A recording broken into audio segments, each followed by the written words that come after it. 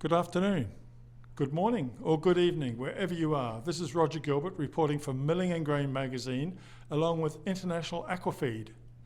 I'm at the World Nutrition Forum, the DSM World Nutrition Forum, but DSM is changing. This might be the last time we can use the words DSM on its own. And I'm in the company of today, which I'm pleased to say, with the Vice President, Ivo Lansbergen, who will tell us a little bit about the changes that are taking place at DSM before we get on to some details about the World Nutrition Forum. Welcome, Ivo. Yeah, thanks. And indeed, it was the last time. So since yesterday, we're not called actually DSM anymore. We are called DSM and Firmenich.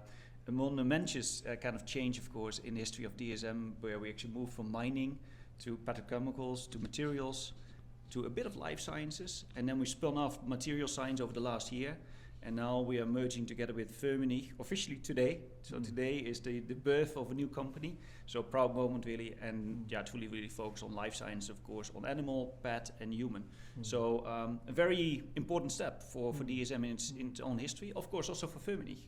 So we're becoming also Swiss based, so we are still having a headquarter in Holland, but Swiss based, so quite some big steps. Already announced, was in the making, it's not entirely new, but of course now is an official the first day. Yeah. And what does this mean in terms of staff, in terms of maybe turnover, some perspective of what this might mean? Yeah, so the turnover of a new company is going to be roughly about 12.5 billion, so quite sizable. We were before 8.5 billion DSM, so you add another 4 billion of Firmenich, so that actually has been added, so quite a sizable company.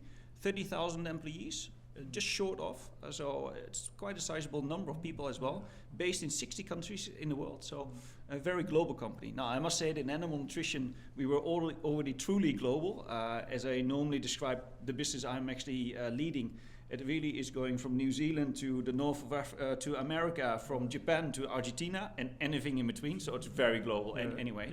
But now DSM Firmenich becomes also very global. And are there any key changes that we can look towards? Not massive changes, of course. We are going through the merger in itself, but the setup of the new company will be what we call business unit led, which means that the business units will be driving the P&L of the total firm. And then we have 4 business units, so there is a change, of course. On the one hand, of course, the business I'm representing, animal nutrition and health, that remains fairly untouched from a turnover, profitability perspective, etc. But it becomes business unit led. So that means that the functions, manufacturing, some of the function like regulatory affairs, and supply chain, they become part of, let's say, the direct steering of my organization. So that's one change. Now then, that's business unit animal nutrition. Then we have a business unit called H&C, health, nutrition and care. We have a business unit perfumery and beauty.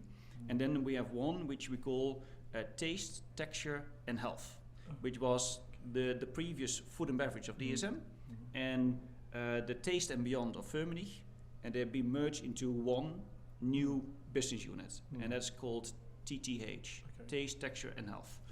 So the biggest changes are happening there, because you combine, of course, the flavors from Firmenich with the texturizers from DSM, and you put them into one proposition towards FMCGs, for example, etc. So that's where the biggest synergies are happening. Okay.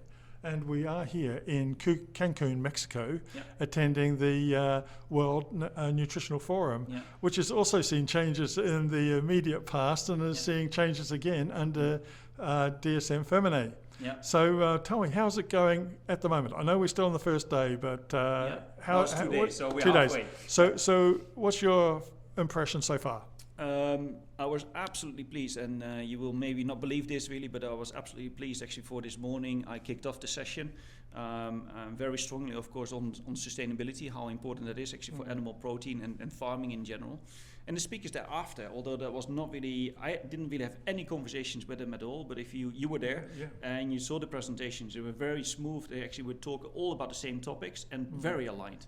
And I think this is a big theme. It's a big theme actually that sustainability is something we need to actually take very serious, and it is going to be a theme which is going to be driving this value chain. Now the good news is I think we have the power, we have the means, but now we need to start acting as well, and that's what I would argue that we are presenting here during World Nutrition Forum, with I guesstimate 5 to 10% of the feed actually represented here in this room. There's enormous power. Yeah. So if we can actually collect that and join forces to really make that kind of drive, then I think we're onto something. And that's what I see here in the World Nutrition Forum, hopefully happening. So one more day to go, of course. But I've been on the breakout sessions here. I see there's a lot of interactions and engagement. And just an aside, aquaculture is playing an increasing role. Yeah. Aquaculture is, of course, one of the species we are looking into, of course, also from an animal protein perspective, playing an absolutely important role for the future. So not, of course, only salmon or shrimp. We also talk about carp, tilapia, all kind of species within the fish or aqua species, if you like. So very important element actually of, let's say, the animal protein provision for, of course, food security, for food availability in the future. And what I've noticed is that the World Nutrition Forum is now sort of attracting people across the world. Even though you're taking it to regions, it does have an international pull. Oh yeah, absolutely, and it's always been, of course, the intention.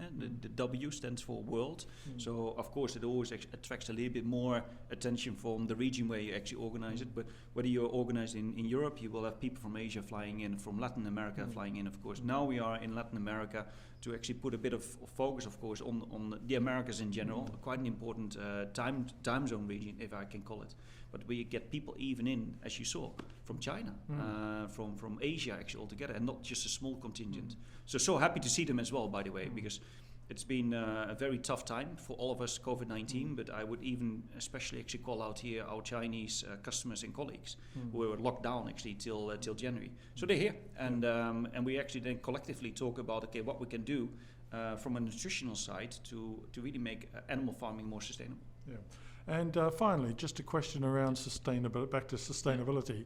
Do you think your company and others like you are leading the way for the industry to take on the challenges around sustainability? Not just customers, but the industry at large. Yeah. At least we have some thoughts. I find the question actually of whether we are leading, I leave that actually for others to judge. We do think that we should really play a role in this, and we do that. So in that sense, we are having a product portfolio which makes an impact, like a Bovaer, for example, which is the methane killer. As I call this, a 30% reduction of methane from ruminants. We have a Veramaris algae oil, EPA, DHA, replacing, of course, fish meal to some extent, fish oil. So quite an important kind of example. Feed enzymes, gut health products, etc. But there's other companies doing this as well. Yes. Yeah. On the other hand, we also have now precision services, so services which are helping farmers, companies really to drive sustainability. So in that sense, we are not alone, nor do we think we can actually do this alone. We need to do this together with our customers, with the value chain partners, and sometimes also with competitors. Because this space, and we are running out of time, this space needs to be really just now picked up by all of us to really make a profound impact, because there's no time to lose. Yeah. And can I ask you, what is your take-home message from so far today, the first conference day? Take-home is a couple actually. One, you saw it actually, and I was so glad actually to see that actually before I start speaking, there was... the question was to the audience, what is the biggest impact you're going to see? And of course, I was going to do my speech. I was prepared for something, but I was so pleased to see that people understand that we need to actually work on data and provide transparency. Not only transparency for a farm operation in itself, but also towards the consumer. And I saw that actually already being confirmed before I said one word. So that in itself is for me such a pleasure to see that that's at least been recognized. It was unprompted, it was not staged in any sense of the word, so I was very pleased to see that. Yeah, excellent. Well, thank you very much, Ivo. All the best with DSM Firmenich in the future, and thank you for hosting such a wonderful, yet again, World Nutritional Forum here in Cancun, Mexico. Thank you. All the best. Thank you, Roger. Thanks.